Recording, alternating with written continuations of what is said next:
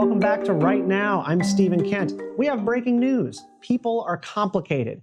I'm sure you've heard the term identity politics before. It's everywhere these days, and like cancel culture, it's become one of those buzzwords that most people reflexively can't stand.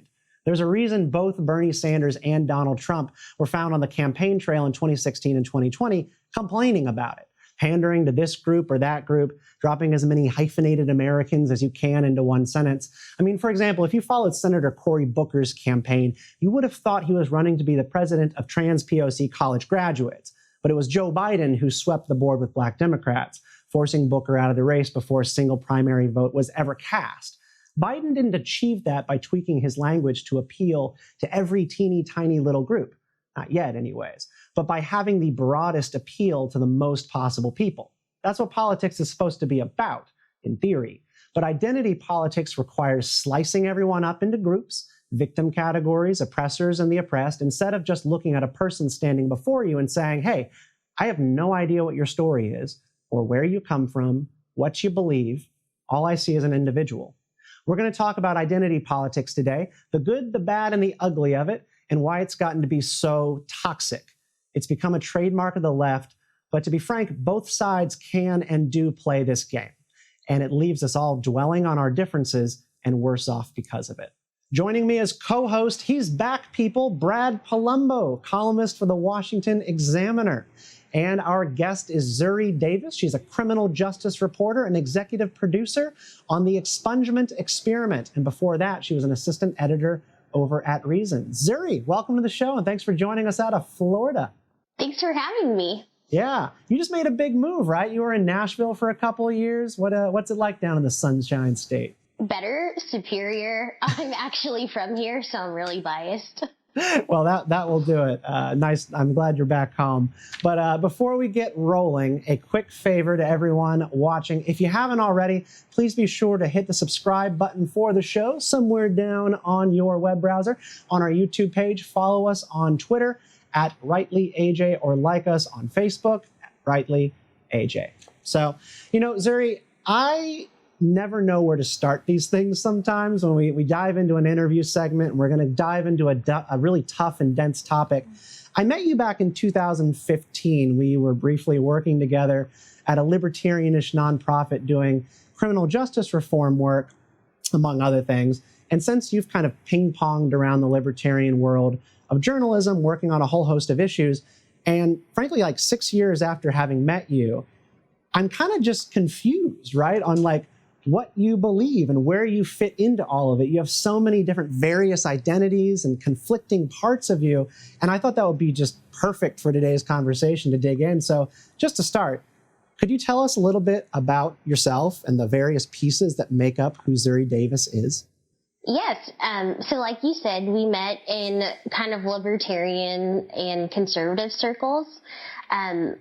Since meeting each other, I've definitely become more libertarian, I'll say, but there are also other parts of my identity besides politics that are important to me. Obviously, I'm a Black woman, I'm Catholic, I'm Christian. All those things are very important to me. And to be fair, I try to reflect, or I guess my identities reflect in my politics. But I guess for outside people, the way that I look or my religion or even my politics kind of makes them think one thing about me, and they kind of seem pleasantly surprised when they see a different side of me. Yeah, and just a quick question before we dive in. Are you a Catholic convert or were you always Catholic? Yes. No, so long story short, my family was Catholic on my mom's side, then they stopped, and then I converted back in. Okay, that sounds a little bit like my family as well. The kind of onus for talking about this all today was that we were discussing doing an episode about the Equality Act.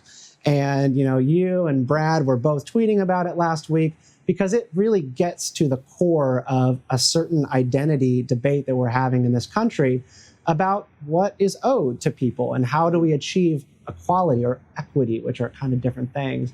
Brad, could you explain to us what the Equality Act is, where it's at in Congress, what it means?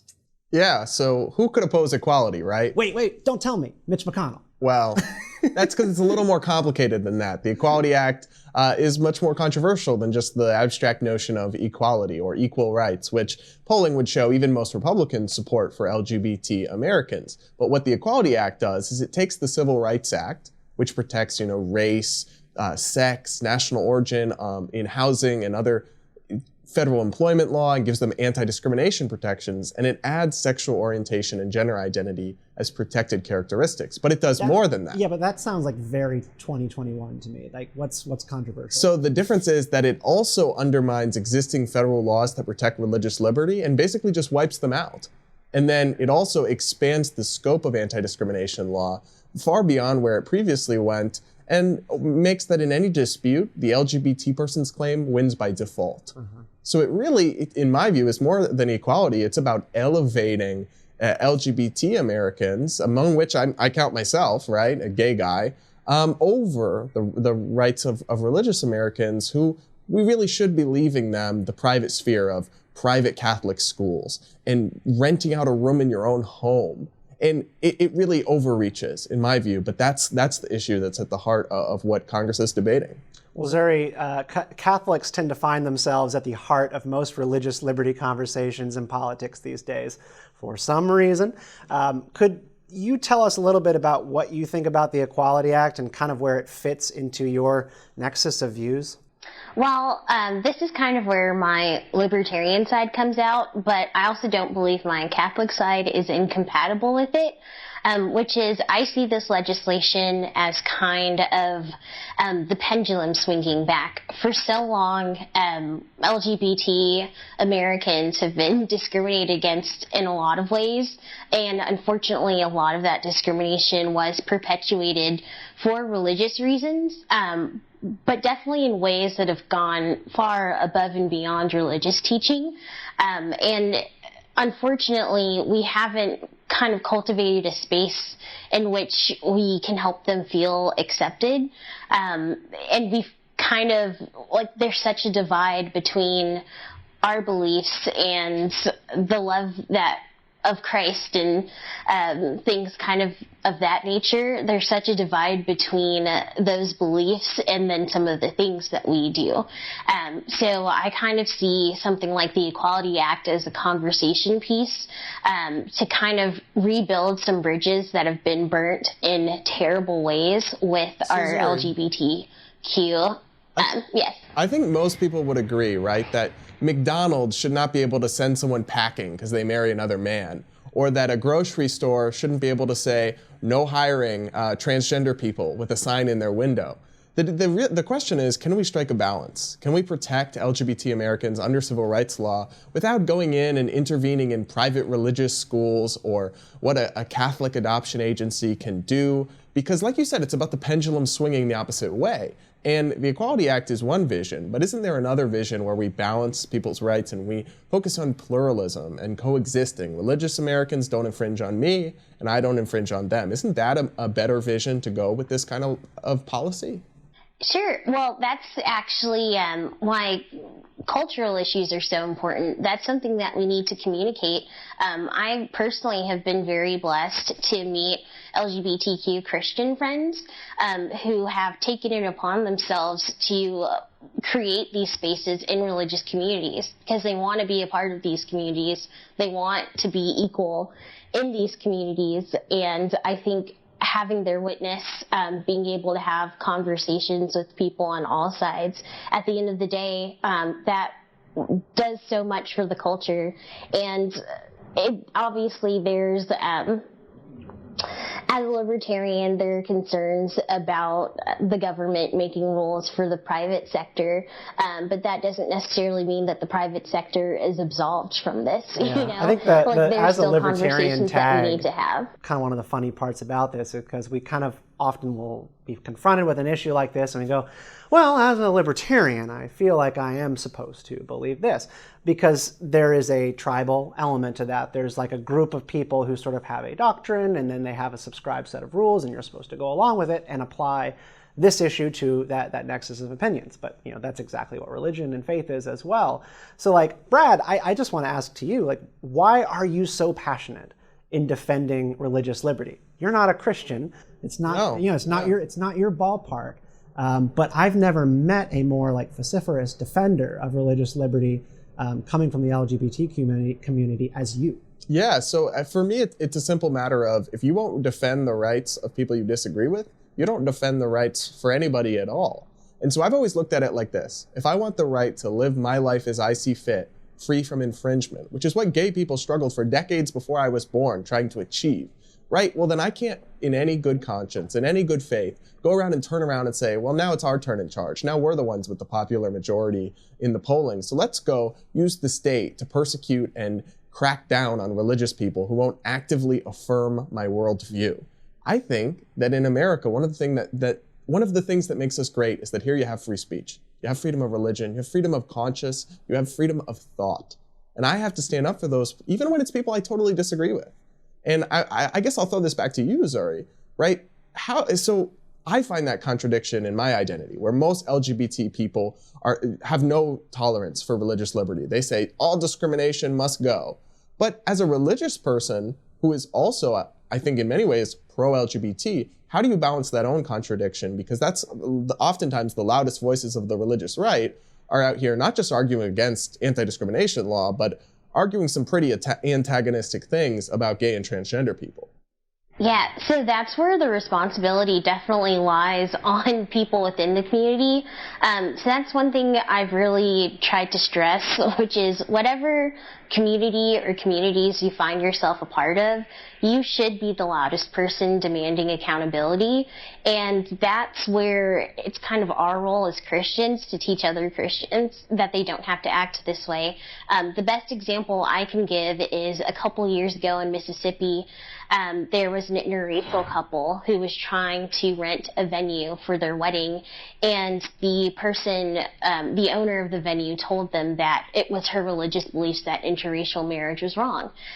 Well, she actually got a call from her pastor, and her pastor took the time to explain to her that her feelings on interracial marriage weren't actually biblical, and she changed, she adapted. And I think that that is the best example that we can have, is that, like, these are cultural issues at the end of the day. And it's up to us as defenders of liberty and equality to call out people on our side and to educate them and to have those conversations. So I wonder how familiar you are with the example of Utah, Zuri, because I know you're not a Mormon or a member of the Church of Latter-day Saints of Jesus Christ. But Utah is a Mormon state, and it's a very kind of socially conservative, religious right state. Yet they were actually one of the first states in the country to protect LGBT Americans under civil rights law and to ban anti-gay conversion therapy. Now, they did this in a place of compassion, working with the church, and with clear religious liberty exceptions in the law. So they came together with LGBT advocates at Equality Utah and the actual Church of Latter-day Saints of Jesus Christ, and they found this middle ground based in tolerance.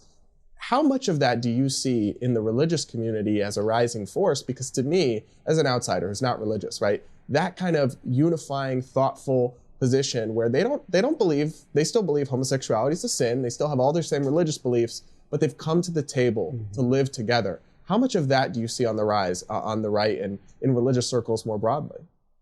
I definitely see that. I'd say it's kind of a generational issue. Unfortunately, for a lot of older Americans, they're very set in their ways and their beliefs. But thankfully, a lot of younger Americans my age, we're seeing where they went wrong, and we're seeing the harm that caused and how that pushed people away from the church. So I actually... Oh golly, I totally forget her name. I know her first name is Nadia, but her last name is escaping me. She's an Episcopalian priest, I believe, out in Colorado, and she basically created this space where LGBT Christians feel accepted and they worship in her church. And I actually know someone who got to attend one of her church services one time, and he said he had an amazing time. And it's just things like that, just learning from the mistakes of our elders, seeing what is actually in the Bible, and finding ways where we can become compassionate, and then creating those spaces where we can do outreach. I think there's such, it's kind of like an illusion of a divide between LGBTQ Americans and the religious community. When you think about Black Americans, for example, Christianity, it's not necessarily just a religion, it's kind of a way of life. And there are a lot of gay Christians, especially gay Black men, who sing in the choir, who love going to church, who have more positive experiences in that community. And I think it's up to whether or not someone identifies as a Christian or not, it's definitely up to us to create an accepting space for them, but especially for those who still want to be Christians, there's no reason why we should be turning them away. Kind of backing up here a little bit, the question of identity and whether or not that it's important. Libertarians and conservatives, I feel like, have always been reflexively very against the idea that the groups that you're part of are supposed to govern how you're perceived or what you're supposed to believe. And I think that's a good thing. We have this strong individualist streak.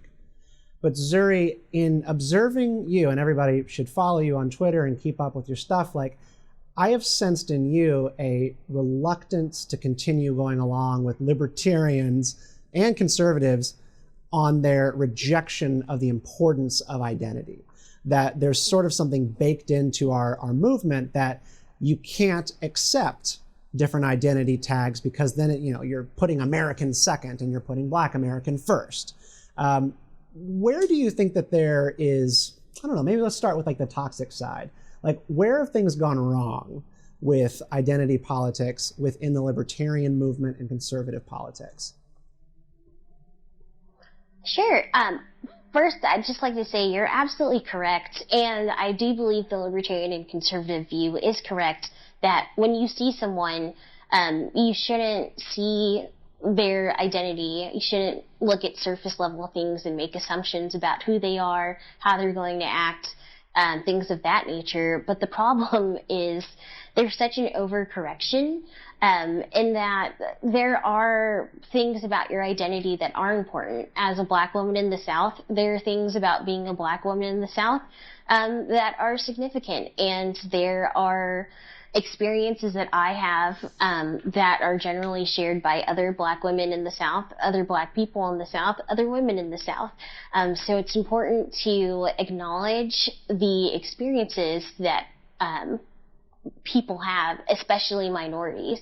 But at the end of the day, like I said, the overcorrection on the right, which is just to ignore it and pretend it doesn't exist. Of course, there is that overcorrection on the left, which is to say that it's the only thing that's important right. and that exists. And there does need to be a middle ground. Like, we need to acknowledge the things that keep us together. And I'm thinking about the talk, which is the conversation that a lot of Black parents have with their children about how to survive a police stop, what people may assume about you when they see your skin color in the workplace, for example, when they see your natural hair, for example. Those are things that we should acknowledge, and we should never, ever tell someone that their experiences are invalid. But we should use those experiences to try to create a better world, so those experiences don't have to be so divisive. Yeah, Brad talks a lot about kind of his beef with like hashtag walk away and hashtag Blexit, where there's this element to the identity politics thing on the right where in rejection of identity politics, you're supposed to do this certain thing and then go along with the other side, almost as like a mascot of a person who was able to stop, the brainwashing of them by the left. But then you end up becoming like, I don't like using the word token, but like a mascot for the establishment views. I've experienced this firsthand, right? Because I have seen up close and personal the toxic left-wing identity politics, right? They accuse you, if you're one of the 15% of LGBT people that voted for Trump or didn't vote for Biden or didn't vote for Hillary or isn't a liberal or a progressive, you're a traitor. You're a self-hating. I never knew until meeting you that you had to vote a certain way to go to a gay bar and feel safe. So I've been told literally that in the gay bars in Washington, D.C., if I show my face, I'll be kicked out and thrown out like one of the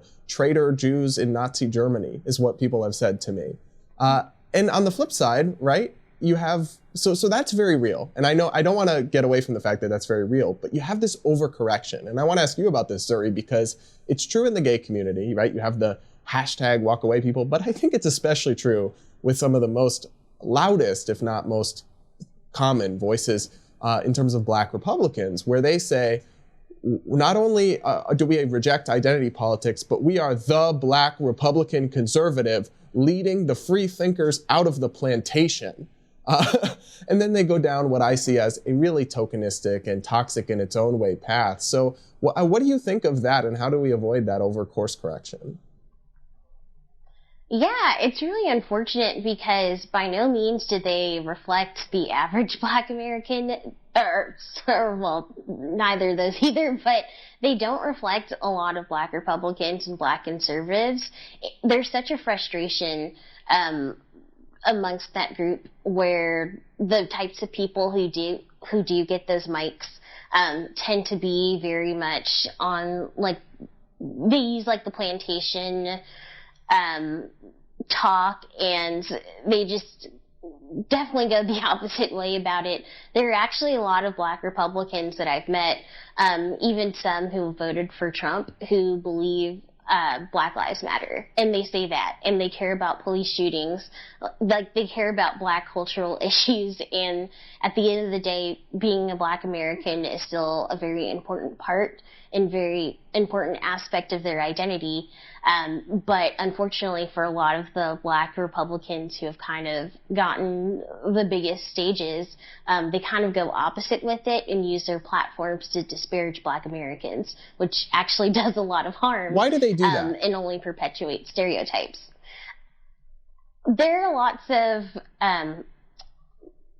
reasons that I can think of. One of them is, honestly, it's just easier to get a platform like that. In the market of ideas, unfortunately, there's a market for those ideas, and those people capitalize off of them. I think we're having a very polite way of market saying exists, to make tons of money. Right. That's where the big gigs are, and the millions of followers. To make money off being a contradiction. Well, let me ask you this, Zuri. The Black conservatives, the Candace Owens of the world, 99% of their audience is white, right? Yeah. So they're basically embracing this right-wing identity politics to milk white Republican boomers who want affirmation, unless I'm reading this wrong. Yes, it says a lot. If you're not actively a part of a community, like if you're not going to historically Black colleges and universities, for example, if you're not, and this is just beyond messaging, but even in something like for an election, if you're not walking a Black community, a Black neighborhood, it's hard, it's kind of unfair to present yourself as a spokesperson for an entire group of people that you never interact with. But all of that to say, unfortunately, yes, there are the Candace Owens of the world, but there are also a lot of Black Republicans. For example, Zuri Davis, she just wrote something for Red State about Black messaging, and there are lots of people like her who are a part of those communities who actually care and want to use their messaging to benefit those communities, who just happen to be on the right. Yeah, proponents of identity politics, and this goes back a long way.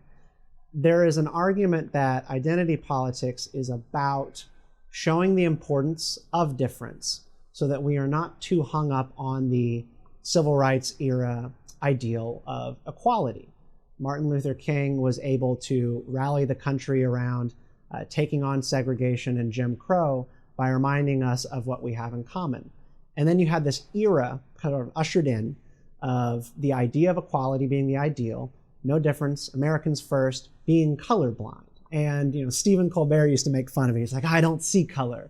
But that was the joke. Like that was the joke of the Republicans of the Reagan era, because all of their policy making did not account for the idea of equity, which was just like, do we all start on the same playing field? Like, yes, we are different and we are equal, but are we born the same way? Like, that's the way privilege comes in. Like, the privilege aspect, challenging the idea of equality, is what is starting this new era of fighting over identity politics, out with equality, in with equity. I don't know what we do with that. The problem, I think, is that if you take the colorblind approach completely, then that just serves to enshrine whatever inequalities exist under the status quo. Problem, I think, with the left is they've abandoned the colorblind or identity as an afterthought approach, even as an ideal. They don't even strive towards that anymore. But Zuri, I guess throwing that to you, what's the right middle ground? How do you address both factors without falling into the trap that far left and far right seem to have found themselves in on this one? Yeah, definitely analyzing. I feel like a lot of times, a lot of people present policy solutions, but they don't do the work of looking back to see its effect.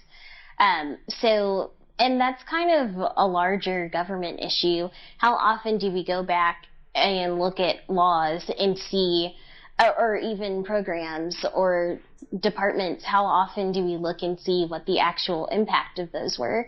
And how often can we say, actually, it's time to do something different, or it's time to pass a new law to kind of make up for the wrong? And it is funny that you mentioned the Reagan years, because as we know, like, those were the years when the war on drugs really ramped up. And there were a lot of Black Americans who were being disproportionately sent to prison for drug possession, even though possession rates amongst Black Americans and white Americans were very similar.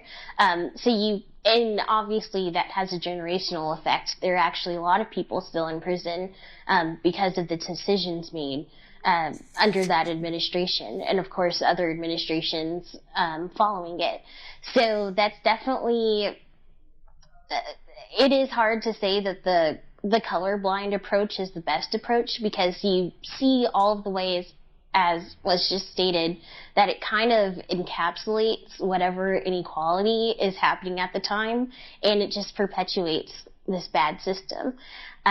But definitely, if there were some sort of analysis, or if people, particularly politicians, were humble enough to say, okay, we've learned about these different inequalities that we'd never considered before. Now, how's our legislation going to affect that? I think that would provide for better legislation. Obviously, sometimes the best legislation is no legislation, because, like I said, some of the things that we talk about are cultural issues, and it's up to us to have those conversations if you're with others. Yeah, no, I just wanted to reset the table here real quick. In case you forgot, you are watching Right Now with Stephen Kent. You can subscribe to us on YouTube, follow us on Facebook, Instagram, Twitter at Rightly AJ to join the conversation every Thursday. And definitely do leave us some comments. Sometimes we read them on the show, and we do like to hear from you. Zuri, one thing I wanted to ask in response to that is, we're told sort of in libertarian conservative politics to be hands-off about government solutions to, issues of equity. That's sort of distasteful, and getting the government involved in ways that it shouldn't. One of the areas where I have sort of had my mind changed on this a little bit kind of goes back to housing, and it was part of like the racial wealth gap discourse, really driven, I think, effectively by Cory Booker, talking about the racial wealth gap and the idea of particularly home ownership. Like, a lot of white wealth, and this is not, all white people, but like a lot of white families enjoy generational wealth of home ownership passed down from parent to child to parent to child. And you don't even really see it until you are, you wreck your car and you need to go to the hospital, and your dad just happens to have money in the bank account because there's just been money there, and there's equity tied up in the home, and you can actually address things when they come up. That's the original safety net, actually having generational wealth from your parents. White families got a head start on that. You had like the GI Bill after World War II, gave everybody homes who served, unless you were Black. And then you get decades down the road, and of course there's not ownership of property. Like, that's what gives you the power to have political power and also choices. And this is an area where I've gone, okay, well, this was a government-created problem. we gotta have a government-created solution. Like maybe that's un-libertarian. How do you avoid, the government stepping in and worsening the differences between groups and accentuating further those divides? I think of something like reparations, right, in terms of government confiscation of wealth from white Americans and redistributing it to black Americans as something that from where I sit, it just would make everyone more focused on racial issues and more divided and more feeling like that we don't have one harmonious interest. So I agree with you, right? That's so real and so valid, that historical reality. But how do you address it in a way that doesn't come off as woke excess virtue signaling or as really explicit government policy that enshrines group differences? I just want to say, first of all, obviously, it's hard to, I don't have a lot of faith in the government. If you look at a lot of the housing inequality, for example, it's because of overzealous government, because of overzealous planning. I like to tell people, at the time that I lived in Nashville, I had a vested interest in the North Nashville community. It's the historically black community in Nashville. That's where my family came from. That's where I converted at Nashville's only black Catholic church. It's a very important community to me, but unfortunately, with certain projects, for example, the construction of Highway I-40, it was done in such a way to slow integration, and it actually contributed to a lot of segregation and the loss of wealth opportunities for a whole generation of people. And you see that all over with eminent domain, other sorts of urban planning projects, redlining, for example. So first and foremost, it should be acknowledged that this is a government-created problem. The fact that government created these inequalities, it kind of, it's not to say it's necessarily up to the government to fix it, but in some ways it is its responsibility to at least acknowledge the harm that it caused. In terms of reparations, you can easily see, I will just say this first of all, I'm actually in favor of reparations. I'm not quite sure what that would look like. I've heard many different good ideas that I believe. So, for example, a couple of libertarians and conservatives that I've spoken to who are in favor of reparations believe that reparations should come in the form of a school voucher. And I agree with that, because when you look at certain communities that have been harmed, especially black communities, by government intervention this way, like they've lost good educational opportunities, and they should be able to live in a world where they should have access to those. Well, let me ask you about that. It's definitely, right? Because if we just pursue school choice policies that help more people and more families pursue the education that's right for them and escape failing government schools, that will disproportionately help African American families. But that's not reparations, because you're not just targeting it to only African Americans. So why not pursue the betterment and advancement through stuff that still embodies the colorblind ideal? Because first and foremost, there should never be legislation that divides people. It's not actually progress if you are actively keeping another side down. Like, you shouldn't help black Americans at the expense of white Americans, but it's also unfair to deny the disproportionate harm caused to black communities. So one of the things that I feel like we got to try to hash out is the issue of power dynamics. So in identity politics, or with identity politics, you run into this problem of recognizing difference. We want to recognize difference as individuals. We are not all the same. We are not all just Americans. There are things that we have chosen to be together on in protection of each other's rights. That's what being an American is about. But if you come to this country with just like, I'm just going to isolate into my own silo or my own community, or I'm just going to be part of this community but not the American population as a whole, like, you don't get unity. You get a lot of division. And there's always going to be an outgroup. In identity politics, as it is currently structured, there's been a really good defense of it. Like, Zach Beauchamp at Vox wrote a really good piece on why there is nothing more liberal, and I mean like good and healthy for our politics than identity politics. But he leaves out the possibility that you just end up with out-group politics. Coca-Cola teaching its employees about whiteness, almost as if it is like an illness that needs to be treated. Right. White fragility topping the Amazon bestsellers. And you have like the Women's March, uniting people around, I don't know, democratic politics on the left, just for women, and they are able to unite around a set of issues, and then they achieve a bunch of victories in the 2018 midterms after the first Women's March. But you're not allowed to be part of the Women's March unless you have a certain subscribed set of views. And if you disagree with their politics, you are a white supremacist by nature and engaging in a white supremacist movement. And like, that's the thing that you can't reconcile, is that it has gone to the realm of having an out-group that you have to be part of if you don't go along. Yeah, which I would actually like to push back on that idea, actually. Please do. So, obviously, being Catholic, I'm pro-life, and also I'm not a Democrat, but I attended the Women's March with a bunch of pro-lifers. Some were Democrats, some were apolitical, some were Republican, and we actually had a really good time at the march. There were actually a couple of women around us, and they saw our pro-life signs, and we actually had a good conversation, and we found middle ground. We found things that we all liked and could talk about and joke about. So going to something like that, where people just assumed, oh, I bet they were mean to you and said all these things. Well, no, we went in respectfully.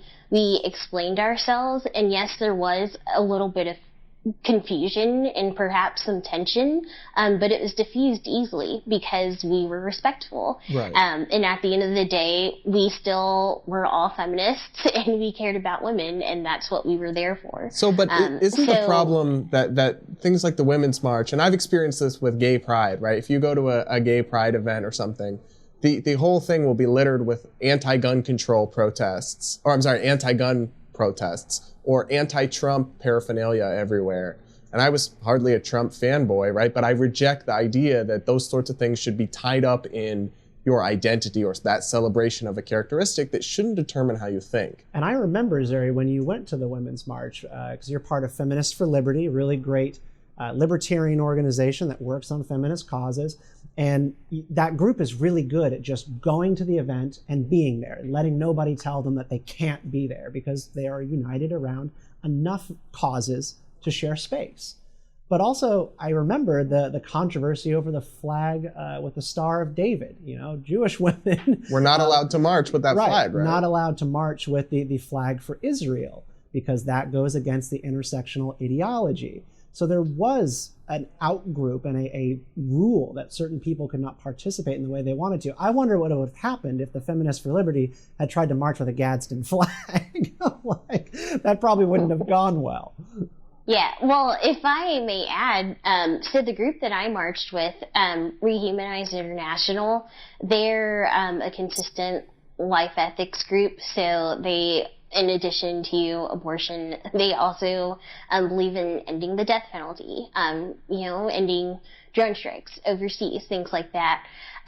So they actually made the news because they were initially invited, or kind of like a sister group, New Wave Feminists. They were invited to kind of have their name on the event, and then when everyone found out it was a pro-life group, they were uninvited.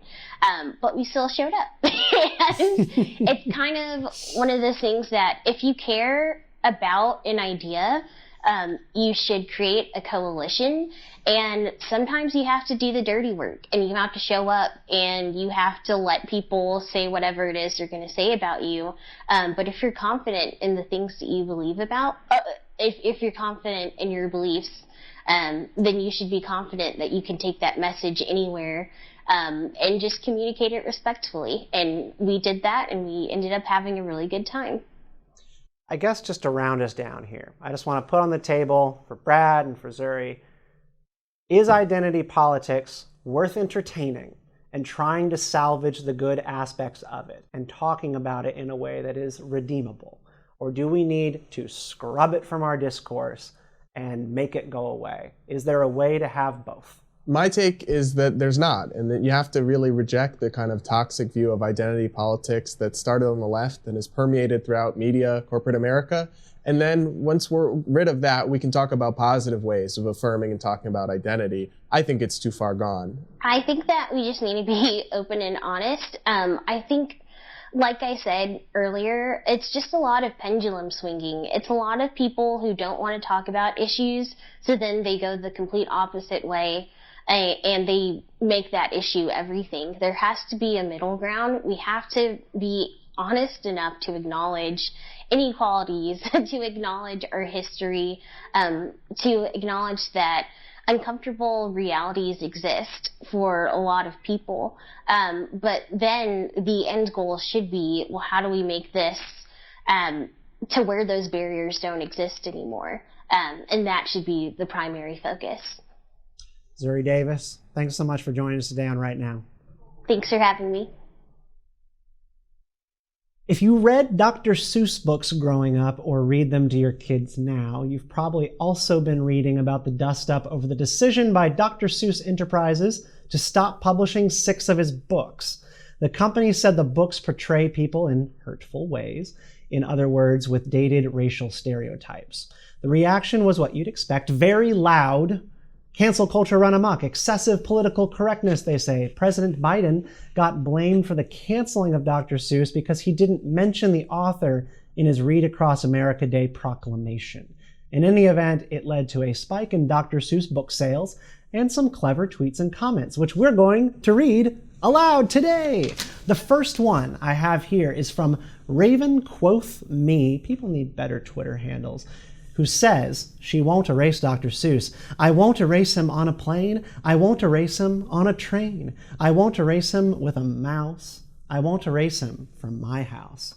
Does she have a mouse? I mean, you got to do a little bit better. Credit for trying, though. And I'll just say this, right? 3 stars. Dr. Seuss, I'm not going to get all worked up about it, but if they come for the Lorax, we riot. Yeah, I absolutely agree. And it is only a matter of time. He was a liberal icon for a while. But Jimmy Kimmel, now, he joked that Dr. Seuss Enterprises is tweaking the other titles to, preempt the cancelers and make sure they don't get in trouble. So remember Horton Hears a Who? Well, now we're going to have Horton Hears a They. And green eggs and ham? No eggs and ham for the vegans out there. We don't want to offend the vegans. They are violent. The Babylon Bee's latest title for an article. In new Dr. Seuss book, Cat in the Hat gives kids puberty blockers while their mother isn't home. Oh, God. Reading that might get us canceled, but Dr. Seuss would be fine. No, it's not our fault. So this one is from the former White House press secretary, Sean Spicer. Oh, the places you won't go, Dr. Seuss, because of the left. Okay. All right. Ben Shapiro is out here giving the cancelers very bad ideas. Don't do this. He recalled the Berenstain Bears in a passage that reads, wait for it, every single bear we see is a he-bear or a she. Get Berenstain Bears while you can. Ooh, that one didn't age well. He might have a point. They're going to come for it. We're going to have a book burning party for the Berenstain Bears now. But this one is from @PeachyKeenan. Then I thought and I thought till my hair started to frizz. Why, when everyone's canceled, then nobody is. That's actually a good one. Points for quality. 5 stars for Peachy Keenan. I think she wins. We always like to wrap up on some good news, and for this episode, it's the fight against homelessness. Homelessness is awful. It's hell for the people trapped in it, and it's not too nice for everyone else who has to be around it. It happens for all sorts of reasons, but its persistence is the result of bad government and bad choices. The good news is that a handful of cities, including Denver, Minneapolis, and Charlotte, North Carolina, are tackling their tent cities and homelessness problem by using tiny homes and vacant warehouses to create housing. Shelters are often dead ends for people. To get back on their feet, they need 4 walls of their own and the dignity that that brings.